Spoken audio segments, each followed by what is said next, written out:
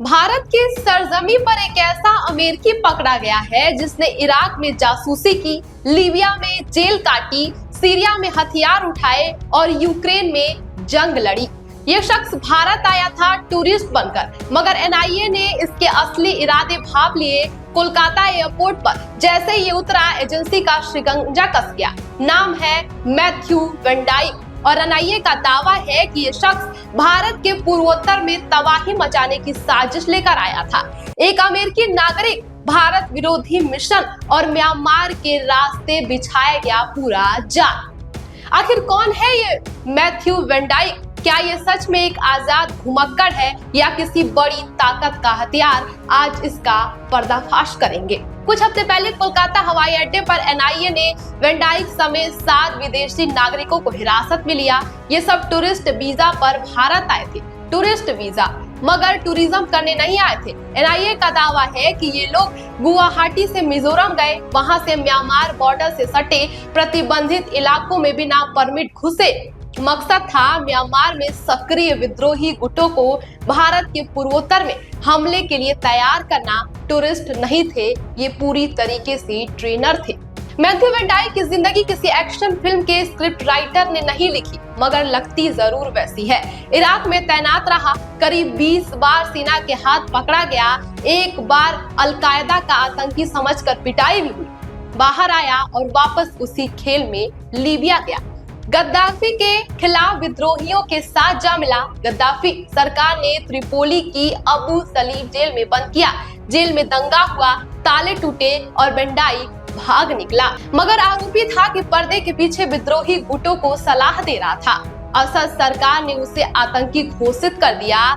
Ukraine में रूस के खिलाफ लड़ाई में खुद भी शामिल हो गया। हर बार एक नया देश, एक नया मोर्चा, लेकिन एक ही किरदार।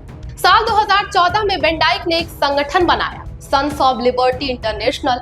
ये संगठन कहता है कि वो दुनिया में दमन झेल रहे लोगों को मुफ्त में सैन्य प्रशिक्षण देता है। सुनने में नेक काम लगता है, मगर असली सवाल ये है, ये तय कौन करता है कि किसे ट्रेन करना है और किसके खिलाफ। वैन डाइक सोशल मीडिया पर खुलेआम एक्टिव रहता है, अपने ऑपरेशन के लिए क्राउड फंडिंग तक करता है। ये पारदर्शिता जितनी असली लगती है, उतनी ही शक भी पैदा करती है, क्योंकि जो काम सीआईए जैसी एजेंसियां अंधेरे में करती है, वो अगर कोई रोशनी में करे तो या तो वो बहुत निडर है या बहुत प्रोटेक्टेड।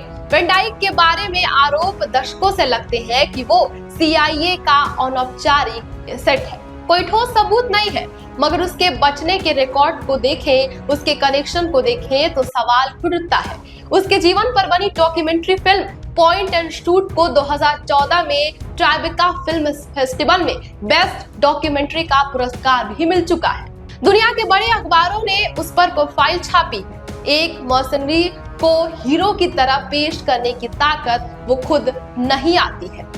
यही अब सवाल जांच के दायरे में है। एनआईए के पास सभी आरोपी 11 दिन के हिरासत में है। जांच चल रही है, मगर जो तस्वीर उभर रही है वो ये है कि उत्तर पूर्व भारत एक संवेदनशील भूगोल है। म्यांमार से सटी सीमा, कई दशकों पुराने विद्रोही संगठन और एक अस्थिर पड़ोस। ऐसे में अगर कोई बाहरी ताकत इस इलाके को जलाना चाहे तो मैथ्यू वैन डाइक जैसे लोग उसके लिए परफेक्ट औजार हैं। आजादी का नारा लगाओ, ट्रेनिंग दो और असली मालिक का नाम कभी सामने ही नहीं आने दो। वैन डाइक ने एक बार ईरान के संदर्भ में कहा था कि कमजोर कार्रवाई एक मजबूत दुश्मन पैदा करती है। शायद उसे ये नहीं पता था कि भारत की खुफिया एजेंसियां भी इसी सिद्धांत पर काम करती है। कोलकाता एयरपोर्ट पर जो हुआ वो एक इत्तेफाक नहीं था, वो एक संदेश था कि भारत किसी के सामने झुकता नहीं है और सामने आने वाली किसी भी मुसीबत, तूफान को समय के पहले ही भांप लेता है। अब देखना ये होगा कि आखिर ये व्यक्ति किस मकसद से आए। फिलहाल इस खबर पर आपकी क्या राय है, हमें कमेंट बॉक्स में जरूर बताएं।